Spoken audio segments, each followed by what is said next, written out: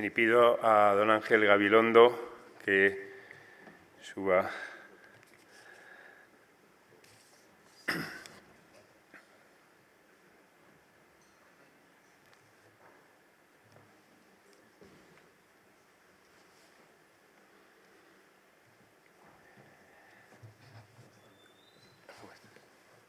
Don Ángel Gabilondo, filósofo, catedrático de metafísica en la Universidad Autónoma de Madrid, en la que fue su rector. Además, ha sido ministro de Educación, diputado de la Asamblea de Madrid, portavoz allí del Grupo Parlamentario Socialista y, en definitiva, una persona que ha desarrollado una extensa trayectoria académica e institucional, siempre caracterizada por una constante defensa del diálogo, del entendimiento y de los valores constitucionales. En la actualidad es defensor del pueblo, que es una de las instituciones esenciales de nuestro sistema democrático, sobre todo una institución cuya función consiste en velar por los derechos reconocidos en la Constitución y hacer que esos derechos reconocidos no sean solo proclamaciones jurídicas, sino realidades efectivas.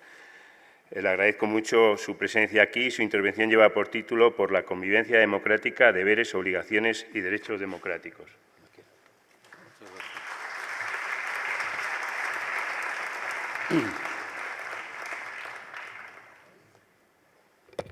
Señor alcalde, señor rector, señor presidente de la Fundación Caja Canarias, delegado del Gobierno, vicepresidente del Cabildo, director del curso, bueno, en definitiva, amigos, amigas, miembros de la comunidad universitaria, autoridades. Tengo que saludar muy especialmente a don Juan Manuel Fernández Martínez y a doña Ana Palacio, porque me van a permitir que coloque lo que voy a decir en su sitio. Y su sitio es el siguiente. Alguien dijo que una buena conferencia se parece más a un concierto que a un sermón. Y yo he estado en un concierto hasta ahora. Y me he sentido concernido por lo que se ha dicho, de tal manera que voy a intervenir en este concierto al final, pero el orden debería haber sido otro. Yo tenía que haber intervenido de telonero. Y no sé si un telonero del final más bien puede estropear lo que se ha dicho, pero me gustará leer más despacio lo que han dicho con quienes tengo el honor hoy de intervenir, y esto no va a impedir que lo diga, porque vivimos una época en que la vida pública se ha deshumanizado. Somos duros entre nosotros, poco tolerantes con el error, poco compasivos. Estas son palabras de Jacinda Ardern, presidenta de Nueva Zelanda entre 2017 y 2023, que considera que necesitamos otras formas de liderazgo y de estar en la vida pública, porque casi todo es complejo y es gris. Vivimos un momento complicado porque la capacidad de atención es limitada.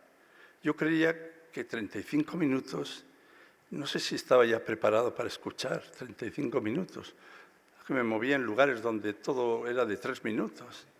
Y he comprobado para mi renovación que he disfrutado enormemente con sus intervenciones, pero el momento parece que limita la capacidad de atención. La gente no tiene tiempo ni energía para cuestiones complejas, pero la respuesta no puede ser simplificarlo todo artificialmente. En efecto, son tiempos de incertidumbre, pero es imprescindible una actitud firme, voluntad esclarecedora y determinación para afrontar las causas y los efectos de la desidia y la resignación. Toda intervención pública ha de sustentarse en la responsabilidad. No debe mostrar engreimiento ni alimentar resentimientos. Tampoco se trata de callar ni de hacer discursos aleccionadores o moralistas.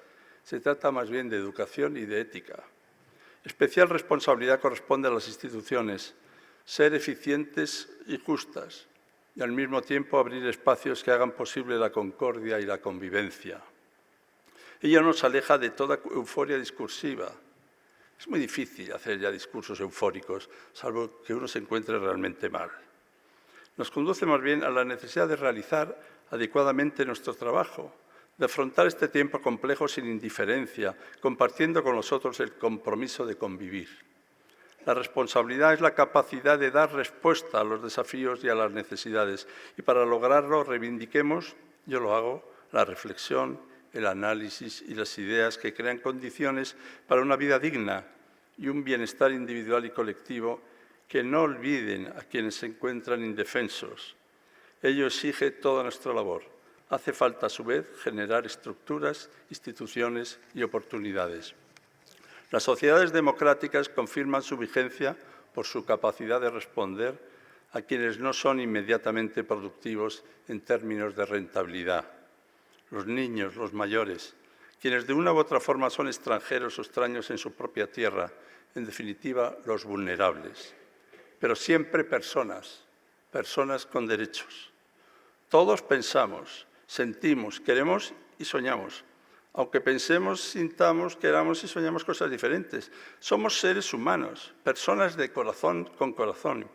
Y ahí está la raíz que une la palabra concordia y acuerdo, la misma que habita en la palabra coraje.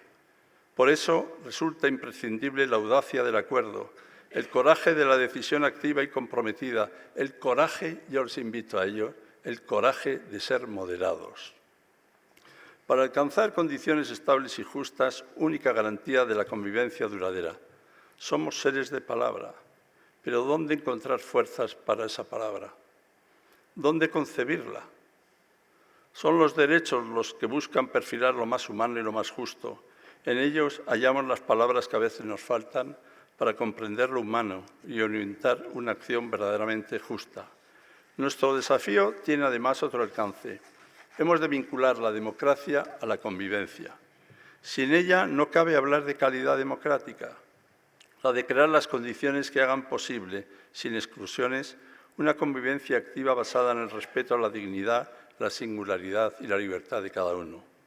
Comencemos, pues, por vincular la democracia con los derechos humanos. Los derechos humanos son el fundamento de la libertad, la justicia y la paz. Constituyen un verdadero plan universal de acción. Protegen a todas las personas en cualquier lugar y forma parte de numerosas constituciones y marcos jurídicos nacionales. Se requiere una actitud realista y poco pretenciosa que nace de la experiencia de nuestros propios límites y nos aleja del cuidado exclusivamente egoísta de nuestros intereses y opiniones. Los derechos humanos configuran el espacio de lo común, conscientes del error del aislamiento autosuficiente. No son una simple enunciación abstracta, sino que han de vincularse al reconocimiento efectivo de la dignidad intrínseca y de los derechos iguales e inalienables de todas las personas, mediante la promoción del progreso social y la mejora sostenible de sus condiciones de vida. Han de convertirse, además, en un compromiso de acción compartida, porque la sostenibilidad no solo ha de ser ambiental, sino también económica y social. Si hemos de responder a los desafíos y a las necesidades, creemos las condiciones para una vida digna y un bienestar individual y colectivo.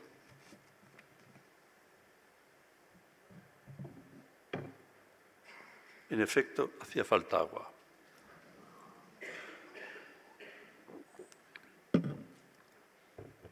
Con este pensamiento afirmativo, resulta difícil no sentir malestar ante la situación de desamparo en que viven tantas personas, a veces tan cerca de nosotros, como si el sufrimiento fuera ajeno a nuestra sensibilidad o a nuestra voluntad.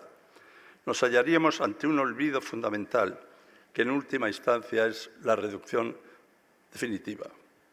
El olvido del otro, el olvido de los demás, porque sin otros no hay nosotros. Reconocer que no somos autosuficientes, que no nos bastamos y que nunca nos poseemos del todo no conduce a la resignación, sino a un reconocimiento imprescindible para seguir formándonos. La dignidad inalienable, la singularidad insustituible y la autonomía, entendida como la capacidad de elegir libremente en condiciones de posibilidad, de respetar y ser respetados, de ser libres e iguales, nos convocan a una permanente toma de postura contra la inequidad y la corrupción. Miren, recordaba Kant en una frase sencillísima lo siguiente, por si alguno tiene dudas. La honradez es la mejor política frente al abuso y la apropiación de lo que es común. Conviene subrayar además que el crecimiento económico, la inclusión social y la protección del medio ambiente constituyen conjuntamente la base del bienestar de las personas y de las sociedades. Pero el crecimiento económico solo adquiere pleno sentido cuando incorpora las necesidades sociales. Eso exige una economía con corazón, exige en definitiva humanidad. Y hoy les van a sonar estas palabras a palabras de un viejo diplodocus. Es lo que soy. Pero creo que hoy es necesario repensar un nuevo humanismo, libre de paternalismos, no reducido a una caridad meramente asistencial o a sentimentalismos edulcorados. Un humanismo arraigado en los derechos, en los valores ilustrados, en el conocimiento y en la ciencia, frente a la magia y a la superstición, y digámoslo sin temor, sostenido, perdón por estas palabras, en la fraternidad y en la solidaridad. Porque la humanidad está formada también por quienes no están ya, cuyo legado debemos cuidar, y por quienes no están todavía, en quienes hemos de pensar y que deben formar parte de la motivación de nuestras decisiones. Como ha señalado Volker Türk, alto comisionado de las Naciones Unidas para los Derechos Humanos, los derechos humanos no son un lujo, se aplican a todos y cada uno de nosotros, nos llevan a hacernos humanos y son la herramienta para luchar contra la opresión, la desigualdad, la pobreza y los grandes problemas de nuestro tiempo, como el cambio climático o el mal uso de lo digital. A veces debemos decir a los políticos, subraya, que es importante recordar la historia. Hemos de ampliar los derechos ante las nuevas realidades y combatir aquellas situaciones que impidan su pleno disfrute.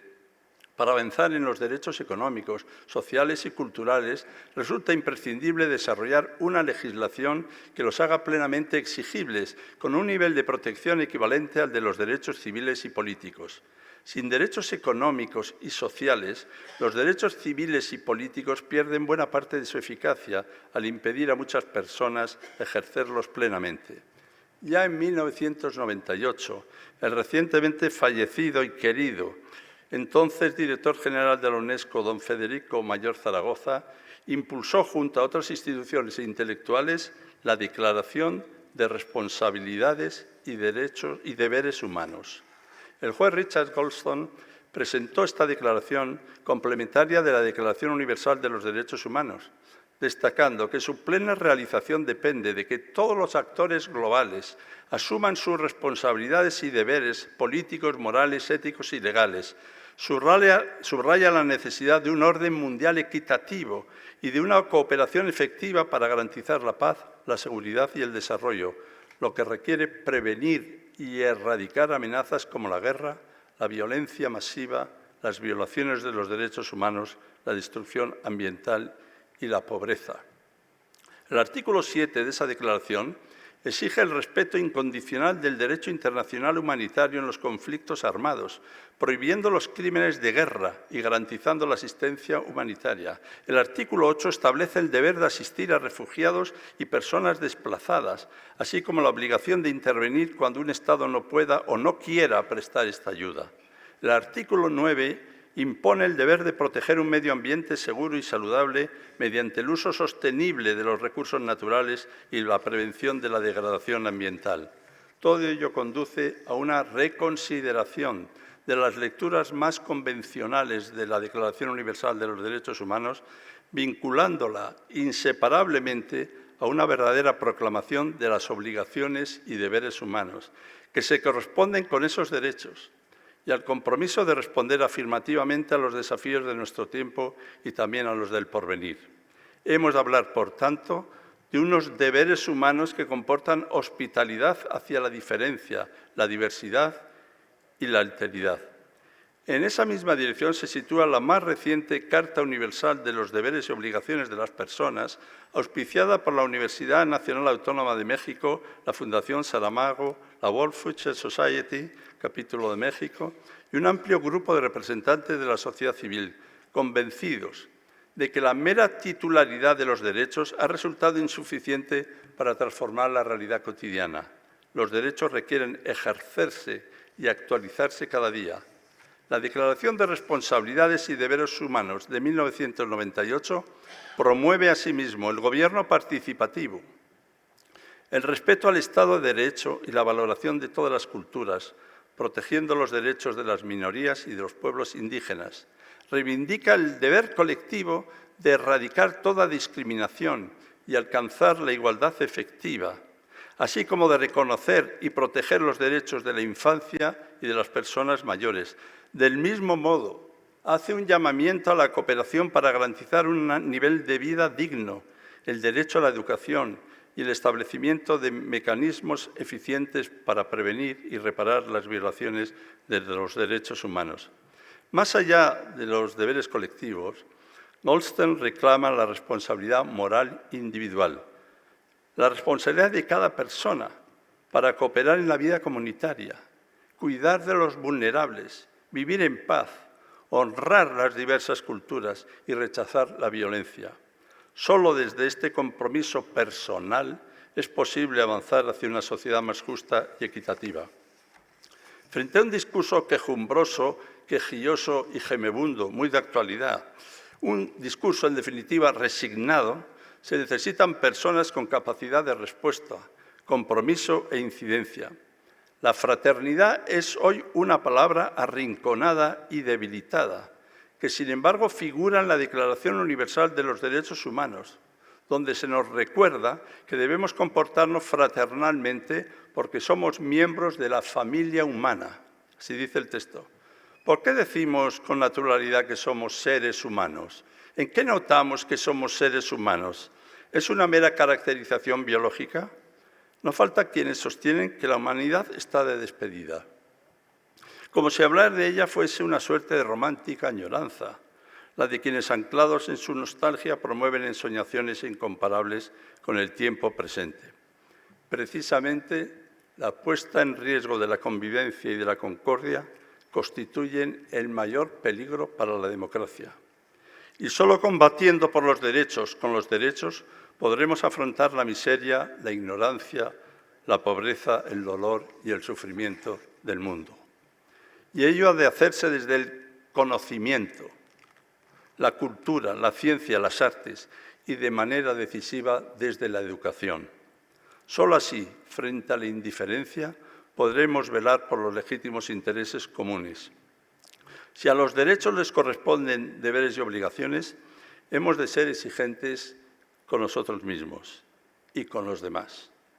Los derechos son inherentes a toda persona y precisamente por ello son universales, y la maltrecha fraternidad sigue siendo el fundamento de la solidaridad.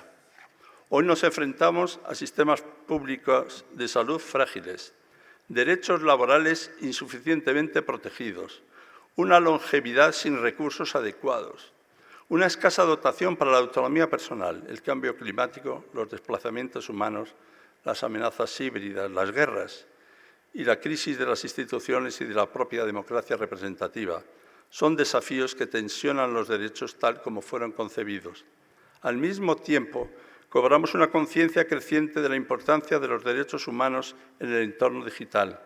La vigilancia tecnológica, la inteligencia artificial, la protección de datos, la brecha digital y sus consecuencias sobre el acceso a la educación y a la sanidad, así como los problemas éticos y el perfilamiento racial, abren nuevos espacios que debemos proteger y dotar de garantías frente a la diversidad de estas formas técnicas y tecnológicas de dominación. Y lo digo, bien lo comprenden, sin ningún resentimiento hacia ellas. Lo que sí señalo es que no bastará con ser estratega, calculador, habilidoso. No vale. ¿Cómo vas a poner a esta persona de director general con lo bueno que es? Algo así como si la bondad fuera un obstáculo para poder estar en un espacio de adopción de decisiones. Para que podamos hablar de dotes para la convivencia, necesitamos educarnos en la comprensión y en el acuerdo. Incluso para poder hablar, para poder hablarnos, para poder escucharnos, para poder decirnos. No debemos caer en el cinismo aparentemente inocente de separar el idealismo moral del realismo político. No debemos separar la acción concreta de la actividad política del debate sobre los conceptos, las ideas y las pasiones humanas. Hemos de ser razonables y responsables. El ser humano nunca es un medio, siempre es un fin, y esta es nuestra autonomía.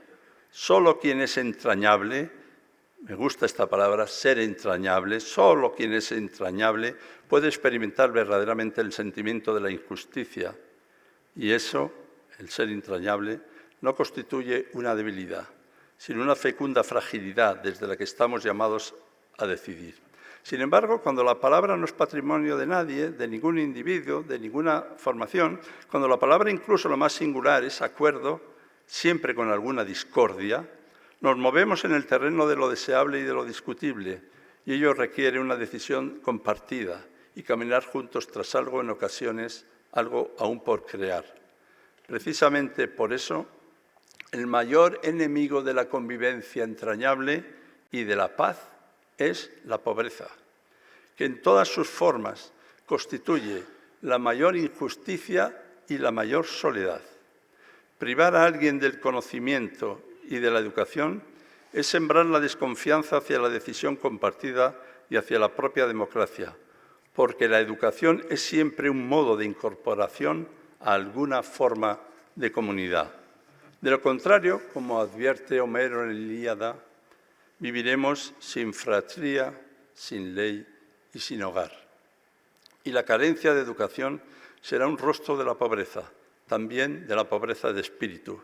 Solo si nos importan los demás, si nos importamos, podremos caminar juntos. Solo así la convivencia adquiere sentido, porque ningún ser humano es superior a otro. El verdadero rostro obstáculo es el individualismo disfrazado de liberalidad, es decir, digámoslo sin tapujos, el egoísmo. Frente a él, la convivencia entrañable reivindica lo común y el acuerdo orientado al bien común, dar sentido humano a cuanto nos sobrevive, a cuanto nos sobreviene, ponerlo a la medida de hombres y mujeres constituye el verdadero alcance de la dignidad. Únicamente así habrá paz social. En caso de duda, léanse el artículo 10 de la Constitución, que conocen también. La complejidad y la incertidumbre de nuestro tiempo no puede servir de coartada para ignorar la imprescindible convivencia. La democracia sin calidad es el terreno propicio para quienes confunden su opinión con la verdad, para quienes hacen de la confrontación su modo de existir, y en este terreno ellos prosperan y nosotros nos agostamos. Entonces, digamos lo que digamos, las palabras acaban siendo acalladas por las voces de algún poder. Puede resultar paradójico que hoy hablemos de concordia, cuando todo parece indicar que la discordia gobierna la realidad. Que llegar a acuerdos podría considerarse una debilidad, que la confrontación y la crispación son tenidas por expresión de integridad y de entereza, pero no es así. Cabe la posibilidad de convivir en la diferencia, porque acordar no exige pensar igual, sentir lo mismo, querer idénticas cosas ni compartir los mismos sueños. La educación no es un manual de instrucciones para aniquilar la singularidad. Hemos vivido tiempos en los que hablar de concordia, convivencia, mesura y acuerdo producía auténtica conmoción, porque la mesura no es mediocridad, ni medianía, ni tibieza, ni conformismo. La mesura, cuando es auténtica, es una forma profunda de valentía moral. La capacidad de contener la violencia y resistir el impulso de la venganza, suspender la imposición y abrir un espacio para la palabra y el reconocimiento del otro. El coraje de la moderación no consiste en callar por cobardía, sino en hablar sin odio. No en ceder sin pensar, sino en pensar antes de imponer. No en evitar el conflicto, sino en transformarlo. Esa forma de coraje se encuentra hoy amenazada por una cultura del grito, de la urgencia, de la simplificación, de la cancelación del diferente, del desprecio al adversario. En este contexto, la educación viene a ser uno de los espacios privilegiados para cultivar la escucha, el encuentro, la reflexión y el respeto. Educar es aprender a habitar un mundo compartido, es asumir la experiencia radical de que nadie lo sabe todo y sostenerse en una disposición esencial. Esta disposición consiste en dejarse decir algo, permitir que la palabra del otro nos interpele, nos transforme, nos cuestione, nos complemente. Es una actitud radicalmente opuesta al dogmatismo, al sectarismo, al fanatismo, al partidismo ciego. Pensar la educación como una apuesta por la convivencia democrática implica reconocer que formar personas no es solo capacitarlas para el mercado de trabajo, sino prepararlas para la vida en común, para una ciudadanía responsable, la participación crítica, el reconocimiento de la alteridad y la construcción de la comunidad. La democracia, en su sentido más genuino, no es únicamente un mecanismo electoral ni una estructura institucional. Es, ante todo, participación y acuerdo. El verdadero acuerdo no se impone, no nace del miedo ni de la mera correlación de fuerzas. Se construye, se dialoga, se negocia, se transforma y exige un compromiso constante. Una acción educativa consistente pasa, por tanto, por enseñar y practicar la construcción de acuerdos. No se trata solo de reformas legislativas o de voluntades dominantes, sino generar una auténtica cultura del encuentro. ¿Qué son estas jornadas sino esto? Educar en la ética del acuerdo es educar para la democracia, porque la democracia es, en esencia, un ejercicio permanente de convivencia. El diálogo verdadero no exige renunciar al propio pensamiento ni sustituir las propias convicciones por las ajenas. El diálogo no es sumisión ni confusión, es búsqueda. Es el esfuerzo por descubrir aquello que puede ser común sin negar lo que nos distingue. Extender puentes sin borrar las fronteras, pero sin convertirlas en muro. La palabra ética, tan reiterada, tan malentendida, manipulada y vaciada de sentido, que hoy resulta necesario tratarle de devolver alguna densidad original. La ética no es un catálogo de normas ni una moral superficial. Es, en su raíz más profunda, es relación, es vínculo, es reconocimiento del otro en su dignidad y conciencia de que la propia libertad está inseparablemente ligada a la libertad ajena. Toda ética auténtica es una ética de la alteridad. En ella se funda la posibilidad de crear espacios de justicia y de libertad. Así que la mejor educación nace de la experiencia viva de la convivencia con otros diversos, vulnerables, diferentes, extranjeros, invisibilizados. Es en esa convivencia donde el concepto de igualdad se concreta como igualdad inclusiva, de derechos, capaz de reconocer y valorar la diversidad. Porque no se trata de hacernos iguales en identidad, sino de garantizar que todos somos iguales en dignidad. No es casual que la Declaración Universal de los Derechos Humanos comience con una afirmación inclusiva. Todos los seres humanos nacen iguales en dignidad y derechos. Cuando en lugar de todos decimos algunos, hemos empezado a negar lo humano. Del mismo modo, la Carta de Naciones Unidas se abre con un nosotros los pueblos. Este nosotros no borra la diversidad, la integra. Reconoce que la humanidad está formada por múltiples identidades, lenguas, culturas, religiones e historias que comparten una misma dignidad. Solo desde ahí puede construirse un mundo más justo. Ya lo hemos dicho, sin otros no hay nosotros, pero añado, pero que sean otros en el seno del nosotros, otros cada quien en su singularidad. Así que aliviémonos. Yo soy diferente, como todos. Las sociedades verdaderamente democráticas se miden por su capacidad de proteger a quienes se encuentran en situación de mayor vulnerabilidad. La infancia, la vejez, las personas con discapacidad, los migrantes, los refugiados, los pueblos indígenas y las minorías discriminadas. El individualismo egoísta que absolutiza el interés privado por encima del bien común constituye una de las mayores amenazas para la convivencia democrática.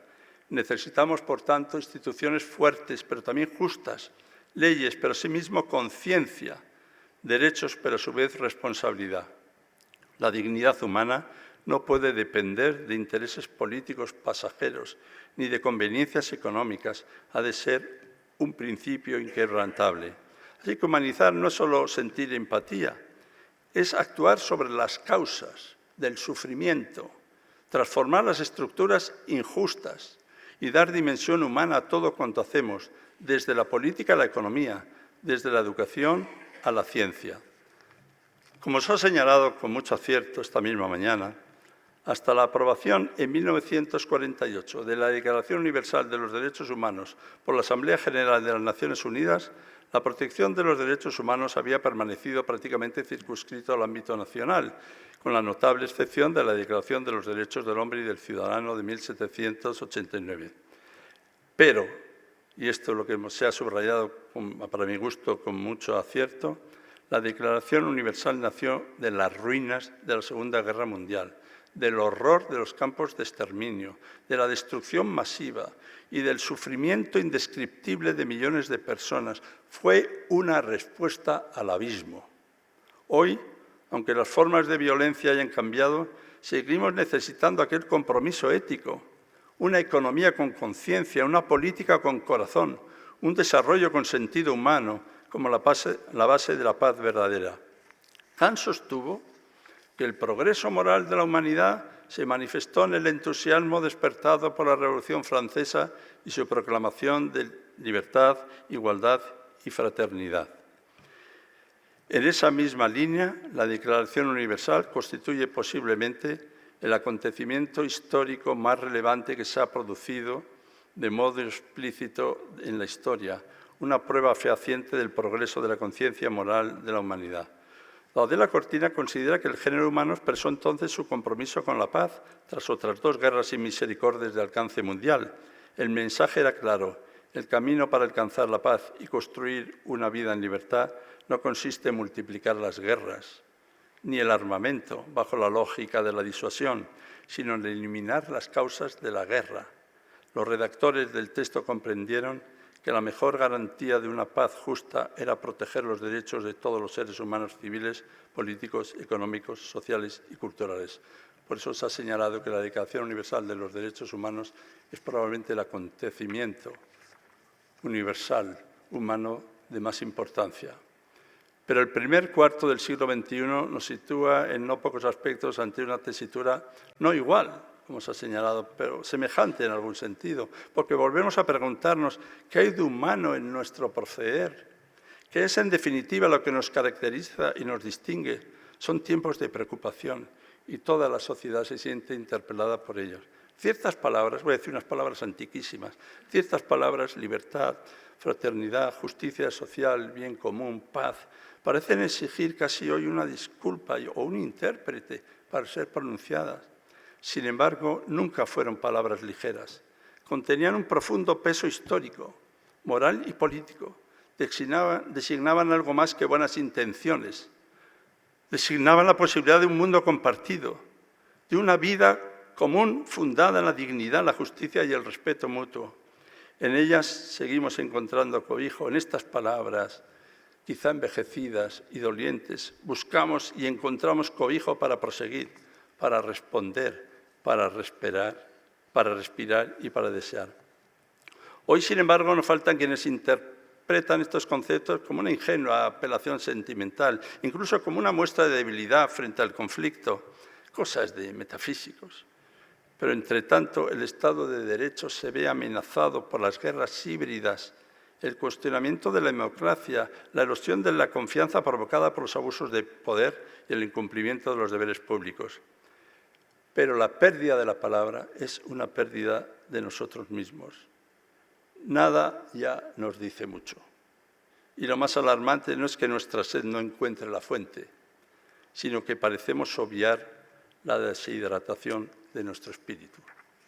Por ello resulta imprescindible proteger e impulsar los derechos humanos desde los derechos civiles, políticos y sociales hasta los llamados nuevos derechos, vinculados a la protección del medio ambiente, el desarrollo tecnológico y la inteligencia artificial, el envejecimiento de la población y las nuevas formas de participación ciudadana. Es importante garantizar estos derechos en igualdad. Igualdad entre mujeres y hombres como garantía de los derechos humanos. igualdad de trato y protección de los grupos específicos, protección de los derechos de migrantes, personas refugiadas, solicitantes de asilo y beneficiarias de atención humanitaria. Los derechos humanos los conciernen personalmente y constituyen una tarea cotidiana. No se trata solo de cumplirlos, sino de vivirlos. Por eso, humanizar es asimismo ser humanamente eficientes. No basta con ser cordiales. Quien lo sea, enhorabuena, pero no basta con ser cordiales. Humanizar significa no limitarse a abrazar las consecuencias y a quienes las padecen, sino abordar también las causas. Y si hemos de responder a los desafíos y a las necesidades, creemos las condiciones para una vida digna y un bienestar individual y colectivo. Vivimos un tiempo de pospandemia, globalización, polarización y populismo. Se alinean intereses para desestabilizar instituciones mediante herramientas que facilitan la propaganda. Es precisamente en este contexto donde hemos de aglutinar las fuerzas y las razones. ¿Es un desorden mundial o es el comienzo de otro orden posible? A mí lo del nuevo orden, la verdad es que me inquieta. Algunos sostienen que asistimos al desmoronamiento de un modelo en el que los derechos humanos han quedado relegados por la debilidad de las instituciones internacionales y la precariedad de la justicia internacional. Incluso en Europa, demasiadas veces nuestros actos no han estado a la altura de nuestras declaraciones y convicciones. Precisamente por ello, no debemos renunciar a promover una Europa democrática, asentada sobre los derechos humanos. El derecho internacional ha sido sustituido con frecuencia por alianzas coyunturales e intereses oportunistas, mientras en diversas regiones del mundo nuestros principios de democracia, dignidad y participación parecen quedar relegados. Se afirma que todo ha alterado nuestra escala de valores. Ahora, primero la seguridad, después el Estado de Derecho, luego los derechos fundamentales y finalmente los derechos humanos. ¿Será realmente así? Me ha gustado oír algunas palabras. Profesora Palacio, hoy profesora, desde luego. Cabe recomponer, es una mutación, hay que revitalizar, hay que reforzar verbos que nos animan a proseguir. Vivimos también un tiempo ansioso, sin paciencia, sin capacidad para esperar y recorrer la distancia entre la deliberación, la decisión y la ejecución, porque tenemos miedo. Y la forma más clara del miedo es la prisa. Se impone así el terrorismo de la voluntad, como decía Hegel. La decisión pretende confundirse con la ejecución. No hay tiempo que aguardar. Esto les pasa también un poco a los niños. No hay nadie a quien esperar. Lo decidido tiene que ocurrir inmediatamente. Lo que se nos ocurra hay que decidirlo y hacerlo. Es mi opinión. Así procede el imperio de una voluntad impositiva sin mediación. Y así desfallecen las instituciones y se imponen quienes obnubilan la argumentación con su simple voluntad. Parecen activos y decididos, pero son terroristas dominados por el terrorismo de su voluntad. El otro, los demás, o no aparecen o han desaparecido. Lo quiero ahora y aquí, lo quiero ya. ¿Les suena? Tratar de acordar es perder el tiempo. Eso es burocracia, eso es democracia. Alguien me dijo a mí en la universidad, un estudiante, usted lo que le pasa es que es un demócrata, más que demócrata, sodemócrata. Bueno, pues, ¿qué le vamos a hacer? Y se dice casi la democracia como una inquietante displicencia. De lo contrario, cuando Albert Camus afirmaba que acaso no podamos rehacer el mundo, pero sí impedir que se deshaga más, nos recordaba que el sentido de nuestra acción consiste en contener la destrucción, proteger la vida y resistir la barbarie, reconciliar la cultura con la vida, la belleza con la justicia y la libertad, la rebeldía con la coherencia en una tarea que atraviesa nuestra época. Ningún ser humano es una isla, escribió John Donne. Somos parte de un continente mayor que nos trasciende, quizás de un archipiélago. ¿Pero qué es un archipiélago sino un conjunto de islas unidas por lo que las separa? Frente a este concepto de archipiélago hay un concepto muy de actualidad. en determinados círculos, que es la remigración, que es la que nos permite definirnos por lo que rechazamos, así dice Juan Subirats. Bueno, pues humildemente el Diplodocus ha llegado a esas palabras en las que agarrarse.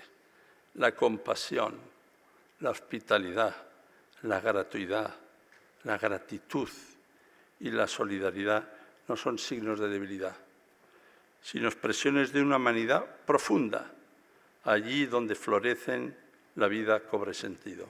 Muchas gracias.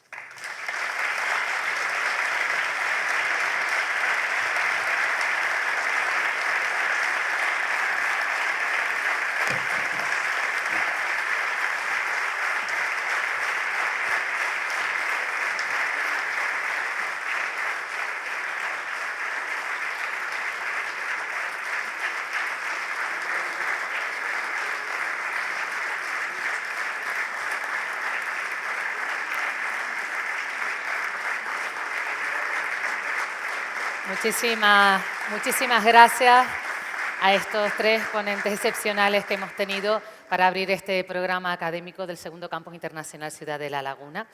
Decirles que el campus continúa, que la programación académica continúa, se va a clausurar el jueves y que el miércoles aquí en este Teatro Leal, en San Cristóbal de la Laguna, vamos a tener un maravilloso concierto a cargo del timplista Benito Cabrera, acompañado de un cuarteto de cuerda de la Orquesta Sinfónica de Las Palmas, que también esperamos que disfruten.